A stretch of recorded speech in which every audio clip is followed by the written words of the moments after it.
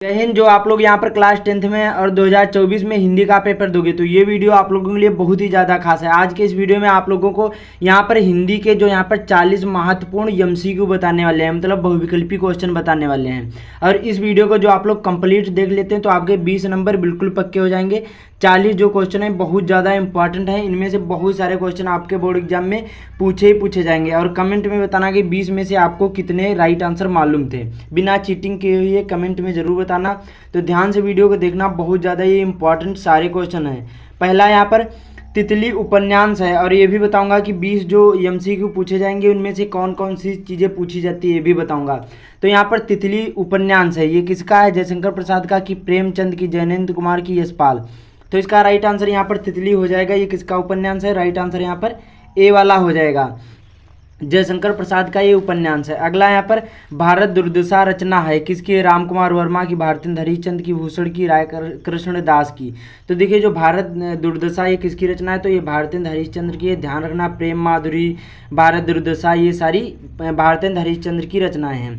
देखिए ये 40 ही क्वेश्चन नहीं, बहुत सारे तैयार हो जाएंगे। और वीडियो के लास्ट में बताऊंगा इसका PDF नोट कहाँ मिलेगा, तो वीडियो को पूरा देखना तभी समझ में आएगा। अगला यहाँ पर परीक्षा गुरु के लेखक कौन है? ईसा अल्लाह खां की, लाला श्रीनिवास दास की, प्रेमचंद की, यहाँ सदा सुखलाल। तो इसका राइट आंसर कौन सा हो जाएगा? जो परीक्षा गुरु के लेखक कौन है? तो लाला श्रीनिवास दास हैं। और ये जो हिंदी का प्रथम उपन्यास है, ये भी आपको ध्यान रखना, ये हिंदी का प्रथम उपन्यास है परीक्षा गुरु, ये भी पूछा जा सकता है। और इसके लेखक कौन है? तो यहाँ पर लाला श्रीनिवास दास हैं। तीसरे का राइट आंसर यहाँ पर कौन सा हो जाएगा? बी वाला।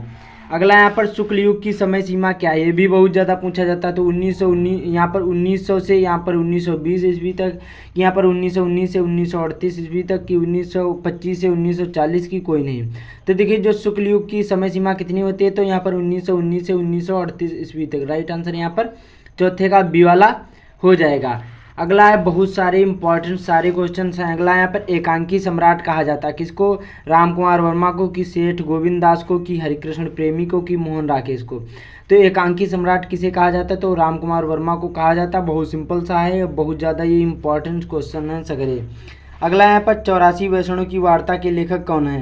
ये भी बहुत ज़्यादा इंपॉर्टेंट है। लल्लू लाल होगा, कि गोकुलनाथ जी हैं, कि राम प्रसाद निरंजनी, की मुंशी सदा सुखलाल हैं। तो देखिए 84 वैष्णव की वार्ता के लेखक कौन है?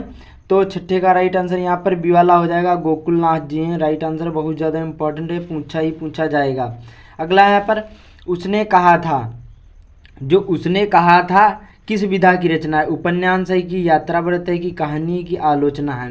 तो उसने जो कहा था ये किस विधा की रचना है? तो ये यहाँ पर कहानी है। ध्यान रखना, बहुत ज़्यादा इंपॉर्टेंट है। राइट आंसर सी वाला हो जाएगा। उसके बाद में यहाँ पर चलते हैं अगले क्वेश्चन की ओर। ध्यान से वीडियो को देखना तभी समझ में आएगा। और कमेंट में ज़रूर बताना कि 20 में से आपको कितने राइट आंसर मालूम थे। अगला यहाँ पर नीड़ का निर्माण किसकी रचना है? यहाँ पर डॉक्टर राजेंद्र प्रसाद की, पांडे बेचन शर्मा उग्र की, सुमित्रा पंत की, यहाँ पर की हरिवंश राय बच्चन की। तो नीड़ का निर्माण किसकी रचना है? तो ये एक 8वें का राइट आंसर कौन सा हो जाएगा?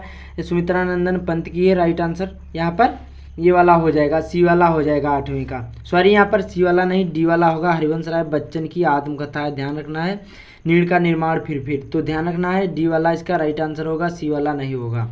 अगला यहाँ पर बहुत ज़्यादा इंपॉर्टेंट है कि ईर्ष्या तू मेरे मन से, ईर्ष्या तू न गई मेरे मन से के रचनाकार कौन है? ये आपके क्लास 10th में एक लेसन भी है, तो कमेंट में बताना। मैं इसका राइट आंसर नहीं बताऊंगा, 9वें का राइट आंसर कमेंट में ज़रूर बताना।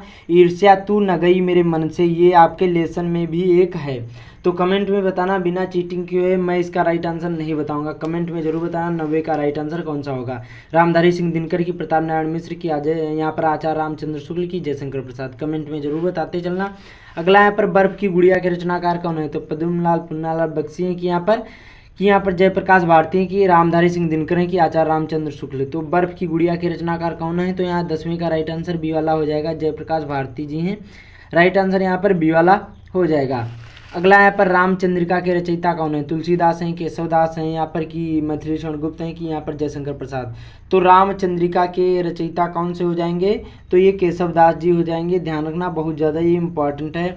अगला यहाँ पर आंसू के रचनाकार कौन है? अयोध्या सिंह उपाध्याय हरिऔध हैं, कि मैथिली शरण गुप्त, की महादेवी वर्मा जी हैं, कि यहाँ पर जयशंकर प्रसाद जी हैं। तो आंसू के रचनाकार कौन है? तो यहाँ पर सिंपली हो जाएगा 12वें का राइट आंसर यहाँ पर जयशंकर प्रसाद जी हैं। राइट आंसर यहाँ पर डी वाला हो जाएगा। अगला यहाँ पर उसी प्रकार से कामायनी महाकाव्य के रचयिता कौन है? सुमित्रानंदन पंत है कि निराला है कि जयशंकर प्रसाद हैं कि धर्मवीर भारती हैं? तो देखिए कामायनी महाकाव्य के रचनाकार कौन है, तो यहाँ पर रचयिता कौन है, तो यहाँ पर जयशंकर प्रसाद जी हैं। राइट आंसर यहाँ पर ये सी वाला हो जाएगा। उसके बाद में यहाँ पर अगला है वीर गाथा काल के कवि हैं, कौन है? भूषण जी हैं, केशवदास चंद्रवरदाई की छत्रसाल। तो देखिए वीर गाथा उसको आदिकाल भी कहा जाता है, तो इसका राइट आंसर चंद्रवरदाई जी हो जाएंगे। राइट आंसर यहाँ पर सी वाला हो जाएगा। ये 14 क्वेश्चन थे। उसके बाद में यहाँ पर अगले चलते हैं 15वें क्वेश्चन की ओर। ध्यान से वीडियो को देखना और देखिए जो 10 नंबर के हिंदी गद्य साहित्य 5 नंबर का पूछा जाएगा और हिंदी पद्य साहित्य 5 नंबर का, 10 नंबर के ये आएंगे। उसके बाद में यहाँ पर रस, छंद, अलंकार, उपसर्ग, प्रत्यय, ये सारी चीज़ें अब ऑब्जेक्टिव क्वेश्चन में पूछे जाएंगे। तार सप्तक के संपादक हैं, कौन है? निराला जी, महादेवी वर्मा की, अज्ञेय की, यहाँ पर श्यामनारायण पांडे। तो देखिए तार सप्तक के जो संपादक कौन है, तो यहाँ पर अज्ञेय जी हैं। अज्ञेय का पूरा नाम क्या होता है, तो सच्चिदानंद हीरानंद वात्सेन अज्ञेय। और इसका जो प्रथम तार सप्तक का संपादन कब हुआ था, तो 1943 ईस्वी में हुआ था। ध्यान रखना। दूसरे का हुआ था 1952 ईस्वी में, ये भी आपको ध्यान रखना है।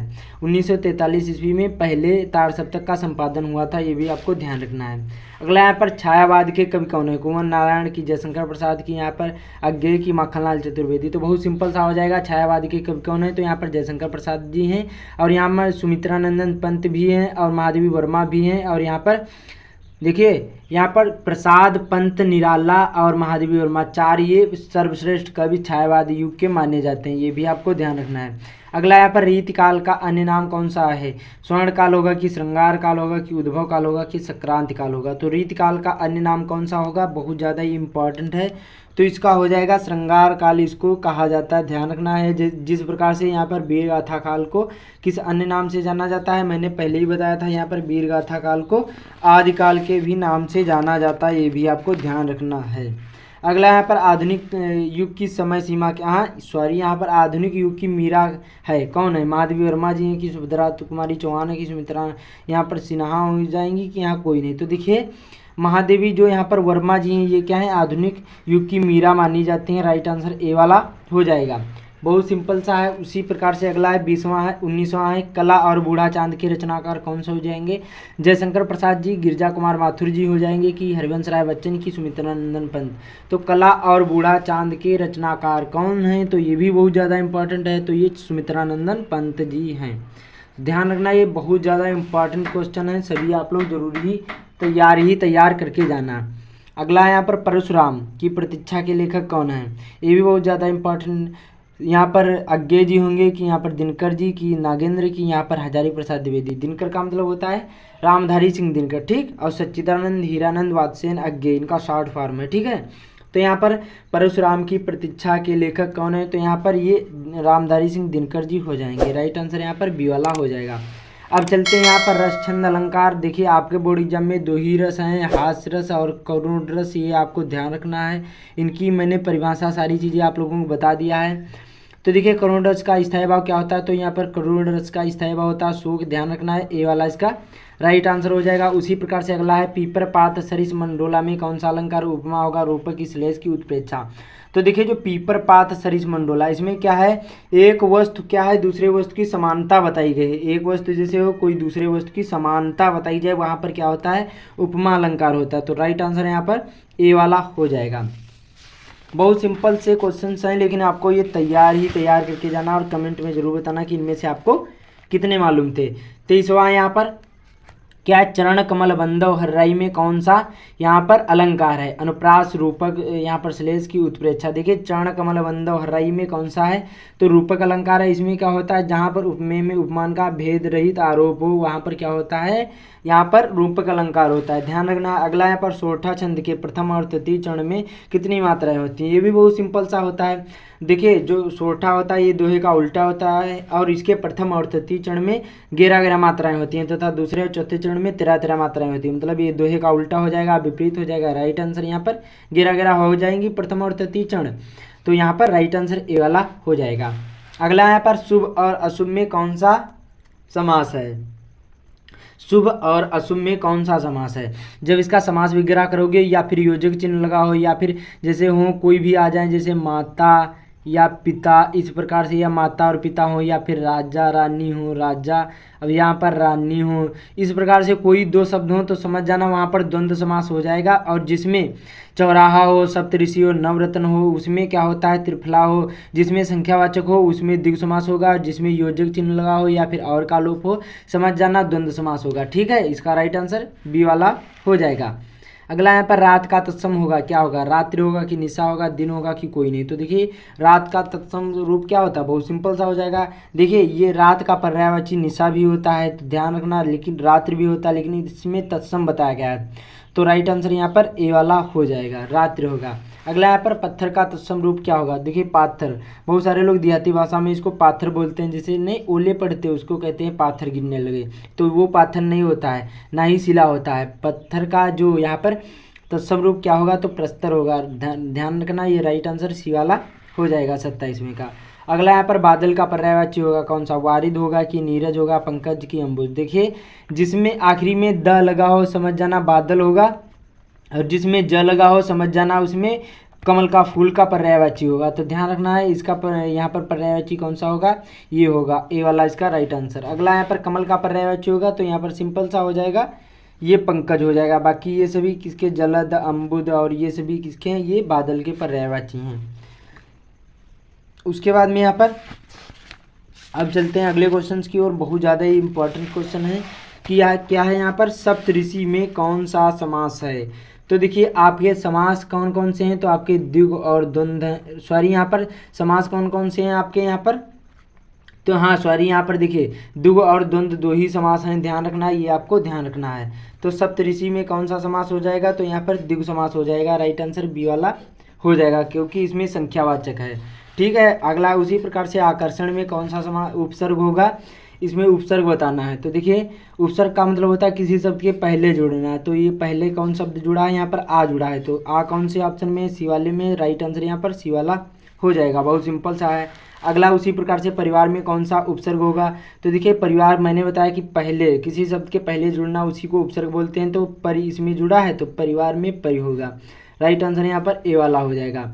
उसके बाद में लिखाई में कौन सा प्रत्यय होगा, अब प्रत्यय का मतलब होता है किसी शब्द के आखिरी में जुड़ना, जैसे यहाँ पर दो शब्द मिलकर ये बने हैं, देखिए एक कोई लिख था शब्द और यहाँ पर प्लस आई था, ये दोनों मिलकर लिखाई बन गया है, क्या बन गया, लिखाई बन गया है। तो तब यहाँ पर जो आई जोड़ दिया, आई किस ऑप्शन में, सी वाले में, तो राइट आंसर यहाँ पर सी वाला हो जाएगा, बहुत सिंपल सा है।